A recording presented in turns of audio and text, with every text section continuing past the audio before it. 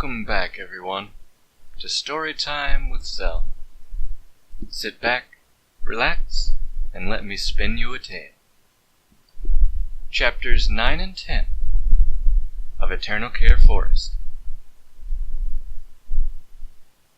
Chapter 9, Red-Scaled Beast.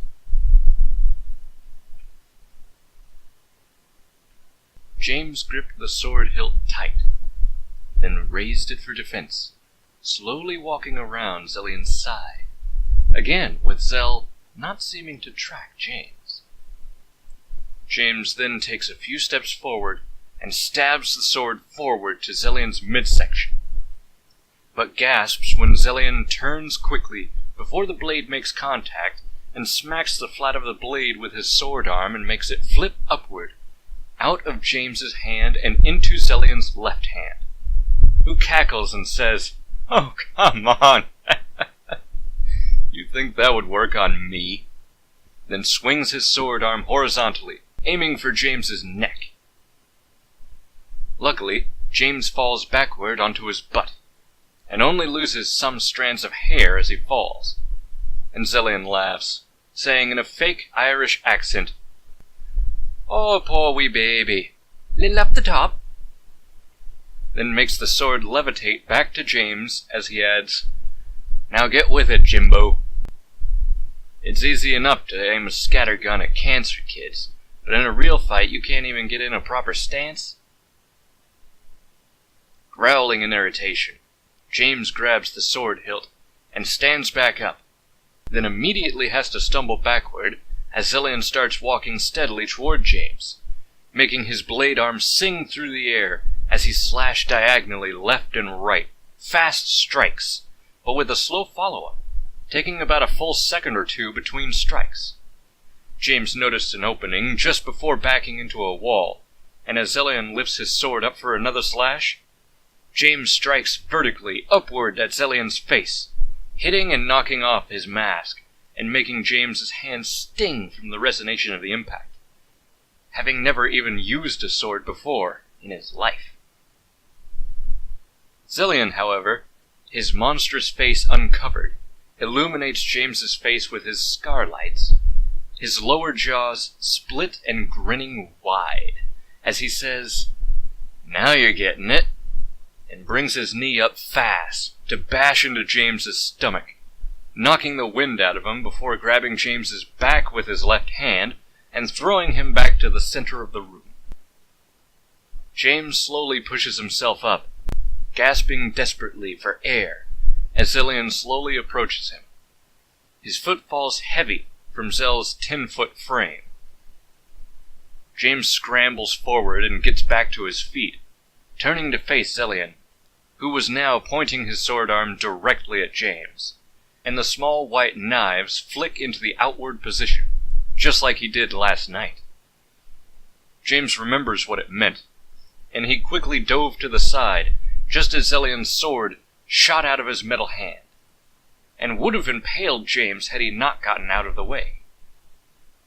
Thinking fast and rushing Xel, James charges forward and slashes sideways with his sword, burying the blade deep in Xellion's side, all the way up to his ribcage, which left a long wound that bled all over the blade and Xel's stomach and hip, contrasting his pale white skin with dark red blood, and revealed a pulsing glow of light, the same blue color as his scar lights, but with a much stronger intensity coming from inside Xel's chest. James grins and laughs. "Ha! That's what you get, you—" Xellion was still grinning, and looking right at James as he says, "You're a quick one, but I forgot to mention, I am banished from death, so you're gonna have to try a lot harder than this." James yanks the sword out quickly and tries to slash again, but gets a fierce kick from Xellion's leg, sending James tumbling across the room. An additional blade slides out of Xel's metal arm, replacing the one he shot out. He does, however, press his left hand against his new wound, and starts to sway from side to side some, showing signs of pain, along with the large amount of blood that was dripping down to the floor and all over his pants. He starts walking toward James again slowly, while saying, "By the time we're done with you, you will lose your mind to insanity, free from the bonds of your own coherency, and left to the delightful lunacy you desperately need." James growls out, "I'll cut your head off!" and slashes at Xelion defensively, which only makes Zell laugh in response. "Ha ha ha! Oh, I'd like to see you try, James." And James lets out a war cry as he rushes forward again, this time aiming for a lethal strike across Xelion's neck. The loud, resonating sound ringing out when James's blade hits Zell's metal arm fills James with dread, completely stopping him from taking off Xelion's head. And before James could retaliate, Zell leans down and opens his mouth wide, the lower jaws shifting forward a bit to latch onto James's face like a bear trap from the sides, biting down hard, easily tearing through flesh and making James scream in terror and pain, punching wildly at Zell's gut, hitting the fresh wound and making Zell release him, backing away quickly and dropping his sword to reach up and hold his face with both hands, looking in horror between his fingers as Zell eats the small bits of flesh that rip free from James's face, then says, "Don't worry, I know a good doctor," and grins with James's blood dripping down his face.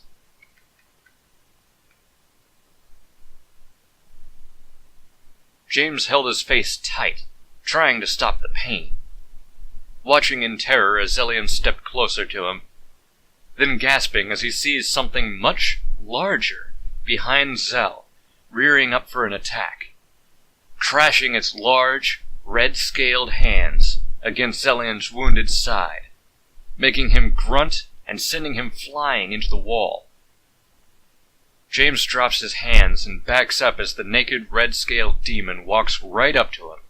Its face was like an alligator's, with 8 yellow and brightly glowing eyes, 4 in a row on both sides of its head, with teeth all along its mouth and some erupting from the sides of its neck and forehead, looking in no way natural, like it really did walk right out of hell itself, and it was reaching out for him. "No! What more do you want?" screams James, and the demonic beast grabs him by the left forearm and yanks him up off the floor, dislocating his elbow and getting right in his face, and says with breath like sulfur and decay, in a deep, distorted voice, "You live, must die. All life must die." Then opens its mouth wide, more than enough to engulf James's entire face and shoulders. But just before it can, it lurches to the side, dropping James as it gets tackled by Xelion.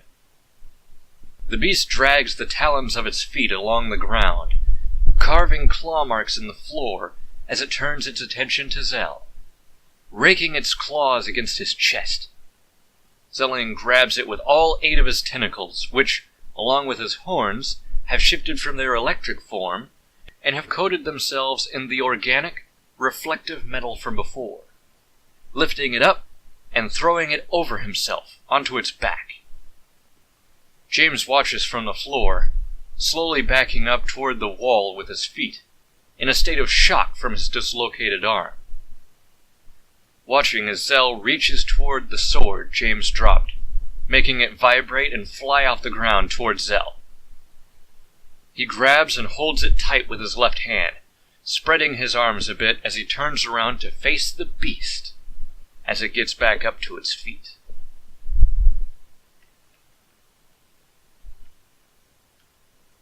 Chapter 10. Life is Sacred. The red-scaled beast roars as Xelion challenges it, then strikes with its claws at Zell's wounded side, only to be deflected by one of his tentacles, breaking and cutting through some of its scales with a blade-like ridge that had formed along each tentacle. Zelly thrust the sword in his left hand into the beast's right shoulder, and would have cleaved it off, but the beast manages to overpower Zell, and bash its head against his, making Zell grunt and stumble backward. The beast growls out, "We no longer you keep." Zellion says quickly, "Let me address your grammatical inaccuracies," and drops the sword to make it levitate and fly straight into the beast's stomach, then runs at it as it grabs the sword in pain, trying to pull it free as Zell jumps on the blade and flips over the beast, dragging his sword arm along its chest and head all the way to cut into it, as well as for balance as he flips over behind the beast, landing on his feet and bashing the side of its head with his metal elbow. The beast growls like a lion as it stumbles forward, then punches straight through the sword sticking out of his gut, breaking the blade in half, its wounds already starting to close up and heal.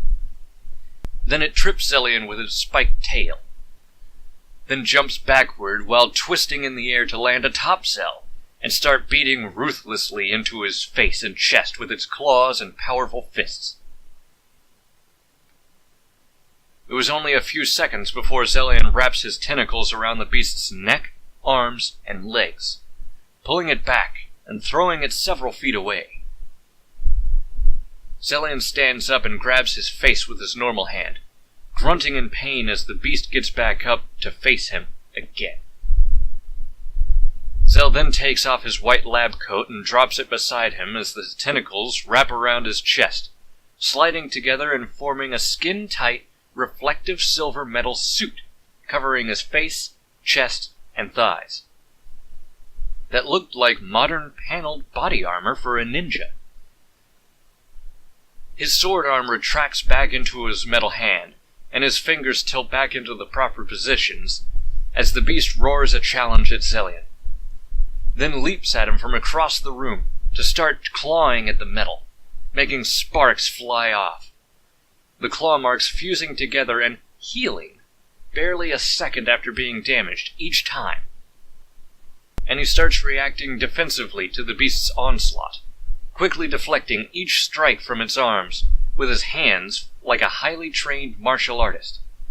However, under the full-face metal mask, Zell was intensely focused, with sweat dripping down his scarred face.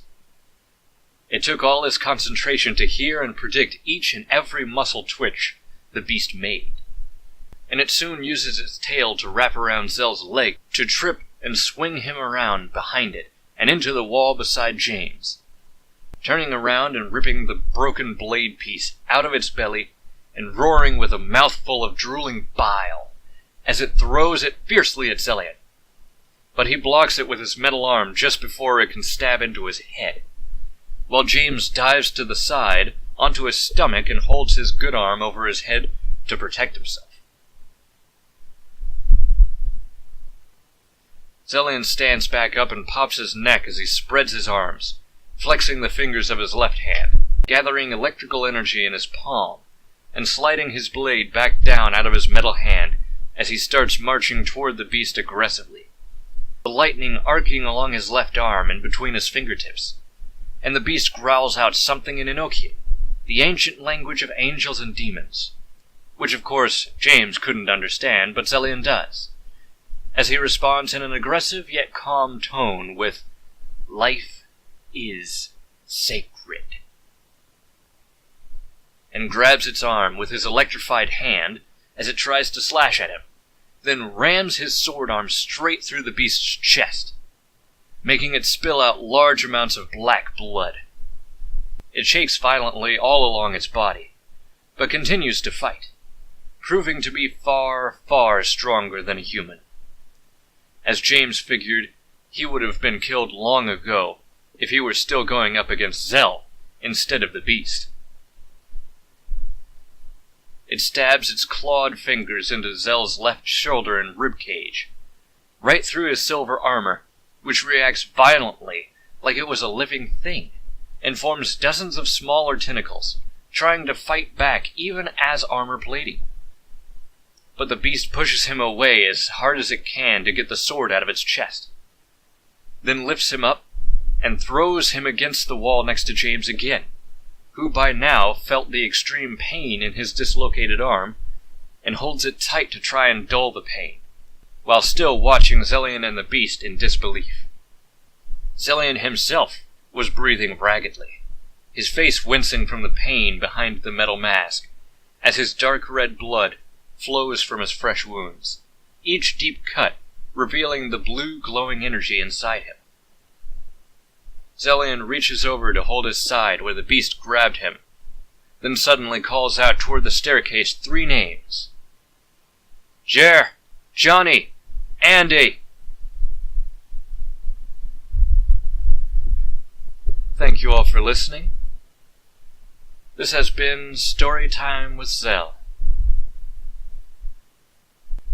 Stay tuned next time for the next exciting chapters in the unfortunate story of James and Will in Eternal Care Forest.